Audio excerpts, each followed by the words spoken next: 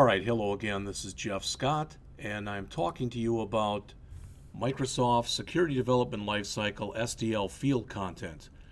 I'm in about the 11th of 14 lectures, and here we're going to talk about SAL, which is also known as the Source Code Annotation Language. This is another 200-level presentation, so it's an intermediate presentation, and I apologize because I've been kind of shuffling through my notes, and I guess you can hear that as we're going through this. So if you do hear the pages turning, again, I apologize for that. What we're going to talk about in here is an overview of the Microsoft Source Code Annotation Language, or SAL, which I'll refer to it from now on. Talk about some of the annotation classes, in particular Buffer and Advanced, and then finally discuss some of the SDL annotation recommendations from the Microsoft Security Development Lifecycle. Talked about this, so let's get right into it and talk about a SAL overview. So SAL is a set of annotations that help describe how a C or C++ function uses its arguments, the assumptions it makes, and the execution guarantees that the function provides. There are two different implementations of SAL. The first is _DECL spec syntax, which is supported in both Microsoft Visual Studio 2005 and 2008. And the second is the attribute syntax, which is supported only in Visual Studio 2008. And I believe the first one is 2005 and 2008 and above, and I think that's 2008 and above. The examples in this presentation use the first one, the _DECL spec. All right. Remember, there are two classes of these annotations as shown on the bottom of the screen here. Buffer annotations, which provide information on how functions will use pointer arguments, and advanced annotations, which provide additional information about functions that are not expressible by the buffer annotation. Each of these will be discussed, all right, separately. And there's a good overview of SAL on the URL that you see right here.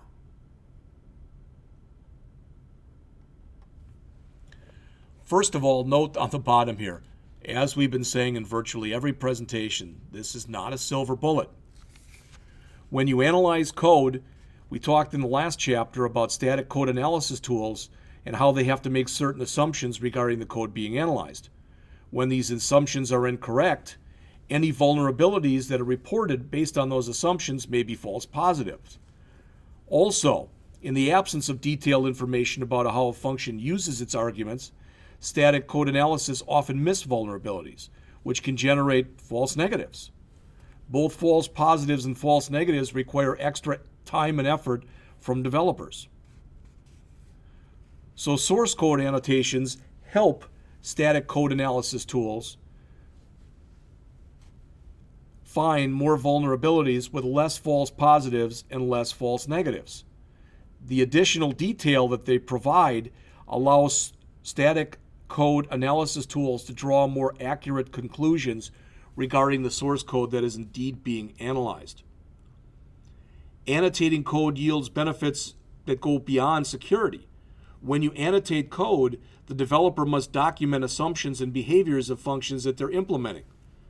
In some cases, this helps the developers discover assumptions that they might have made that are incorrect. It also helps them better understand the expected behavior of these functions, and ideally at least reduce any confusion. So again, annotating source code requires a relatively small amount of effort, but it can pay back as you're going on. But as mentioned, it's not a silver bullet. It's not going to solve everything. So a little buffer annotation overview here. This type of annotation describes pertinent information about a particular buffer argument, such things as the location of the buffer, the size of the buffer, how the function uses that buffer. Annotations in this class are useful for detecting buffer overflows. And really, this is the different types are defined or divided into 7 different categories. As you can see here, there's optional, indirection, direction, size units, initialization, and NullTermination. So looking at that, some of them at least in detail, the first one is the optional category, which indicates whether or not an argument can be null or not be null. The annotation _OPT is used to indicate if a buffer argument is allowed to be null. If no annotation is specified, it's assumed that it must not be null. Here's some sample code that illustrates the use of the opt annotation. In this code, a function named optional sample is declared. It takes one argument that's called buff, which is a pointer to a tchar type. The annotation here, the _OPT, indicates that the buff can be null. Next, let's look at indirection. The annotations that are found in the indirection category are used to describe the level of indirection of an argument or a return value. Again, if no annotation is specified, it's assumed that the argument is a buffer pointer. When the annotation _DEREF is specified, it means that the pointer argument is a pointer to a buffer, and it must not be null. The last annotation you can use here is _DEREF _opt, and that indicates that the pointer argument P is a pointer to a buffer, and the pointer may indeed be null. Here's an example. Here we've got a function called indirection sample that we've declared. It has two arguments, CB, which is the size T type, and PPV, which is a pointer whose dereference will be a buffer of type T. Notice here that we've used the _deref annotation, which means that PPV must not be null. Next, we've got the buffer annotations for direction.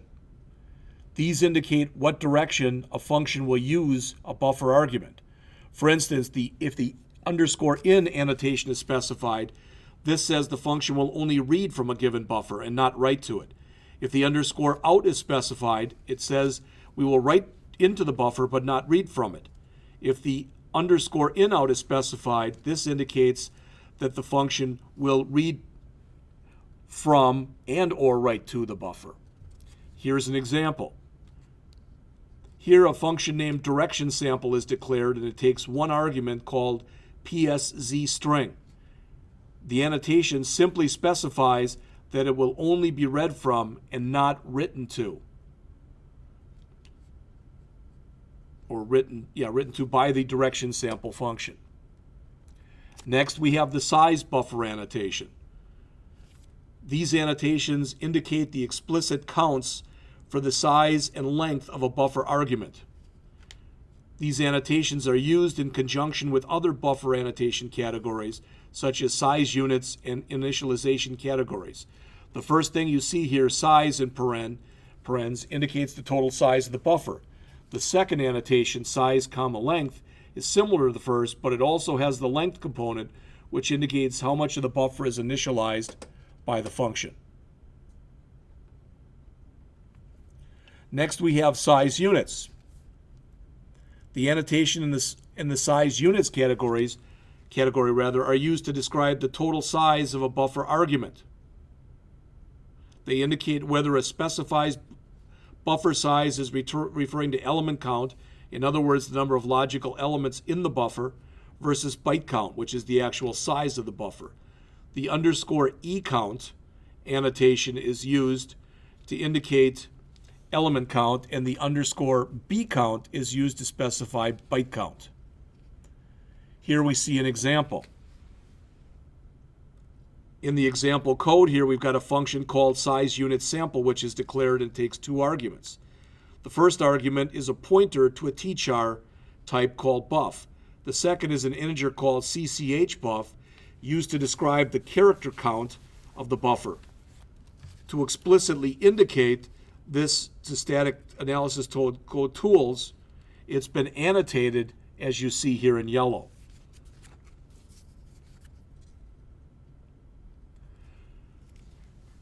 Next, we have the initialization buffer annotation. These annotations are used to describe how much of a buffer argument will be initialized by a function. The underscore full annotation indicates that the entire buffer will be initialized, whereas the underscore part annotation indicates only part of the buffer will be initialized. This can only be used with output buffers, of course. Here we've got a sample code, some sample code where a function named initialization sample is declared, and it takes 3 arguments. The first argument is buff, which is annotated with underscore out underscore ecount underscore part. This indicates that the buff is a buffer with count elements and will be partially initialized by the function. The length will be specified in our pointer to count out. The NullTermination buffer annotation is used to indicate whether the presence of a null terminator, which is the \0 character, should be used to indicate the end of valid elements in a buffer. The first annotation there, underscore z, specifies that the null terminating character indicates the end of the buffer. The second does the opposite, and it says that the buffer may not be null terminated. I know this is a little bit hard to read, so really this should be pushed down a little bit. That's not going to work. And I was going to try to push this down a little bit so you could read it a little easier.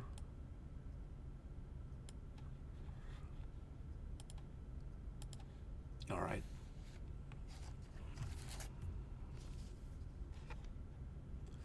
So if we look at the example here, we've got a function called NullTermination sample. It's declared, it takes a single pointer argument called buff, which is annotated with underscore in underscore z. This indicates that the function will only be read from the buff, and the buff will be indeed null terminated. Next, we have an overview of advanced annotations.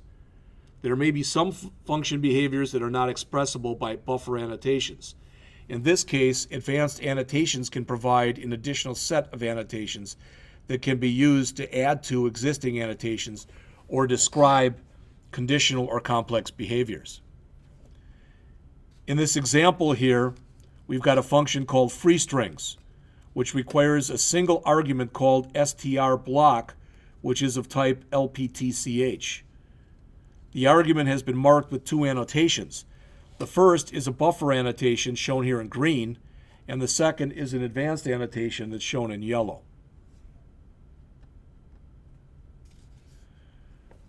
Again, when you use advanced annotations, they're meant to describe function behaviors that may not otherwise be expressible by buffer annotations. They can be specifically focused towards helping define buffer overruns, all right, or they may not. So developers are still encouraged to use these annotations, all right, because they can assist in finding different code vulnerabilities. For example, the underscore check return specifies that the return values from the annotated function must not be ignored by callers.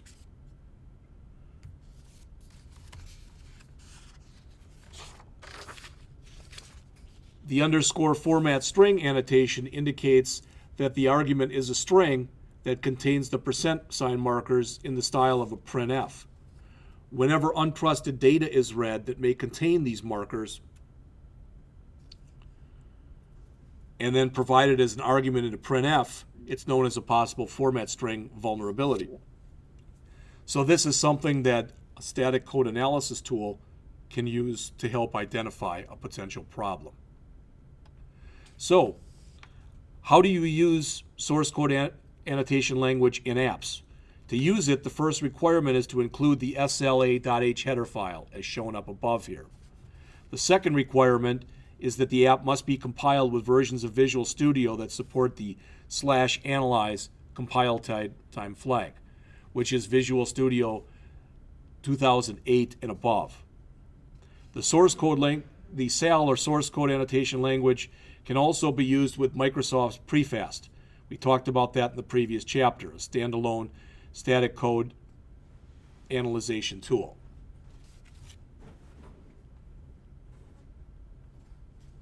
far as recommendations, as we come to the end here, that Microsoft has, the Microsoft SDL has regarding SAL, the use of SAL, including the underscore DECL spec syntax or attribute syntax, is not formally required by apps developed in accordance or alignment with the SDL.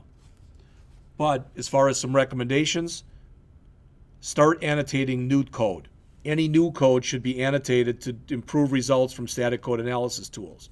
Ideally, existing code will also be annotated over time.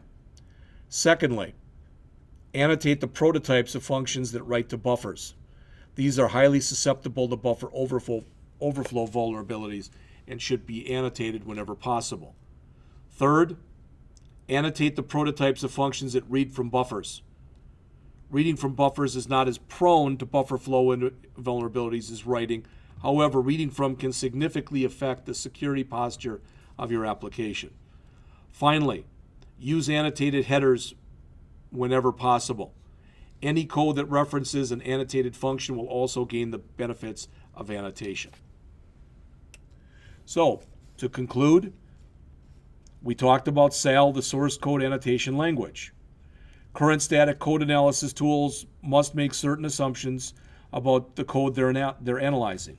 When these assumptions are incorrect, they can lead to a multiple number of false negatives or false positives. SAL provides a set of annotations that are used to describe how a function uses its arguments, the assumptions made about those arguments, and the guarantees provided by the functions. So you can use this in conjunction with your code analysis tools. There are currently two different classes of annotations found in SAL. Buffer annotations, which are designed to help detect buffer overflow capabilities, or vulnerabilities, I should say, and advanced annotations.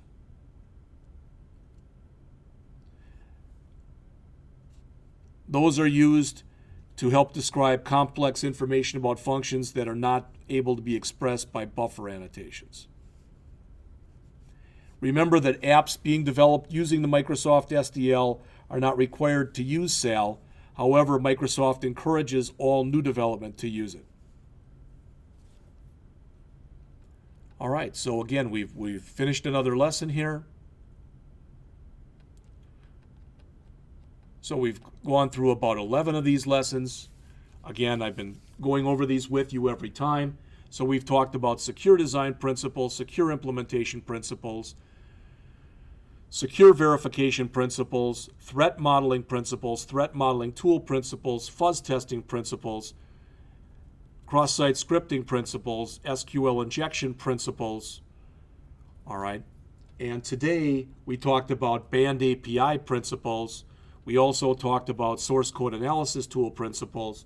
And we just finished talking about SAL, or source code annotation language principles. So what we have left is we're going to talk about security code review, buffer overflows, and compiler defenses. And I'll be back with those shortly.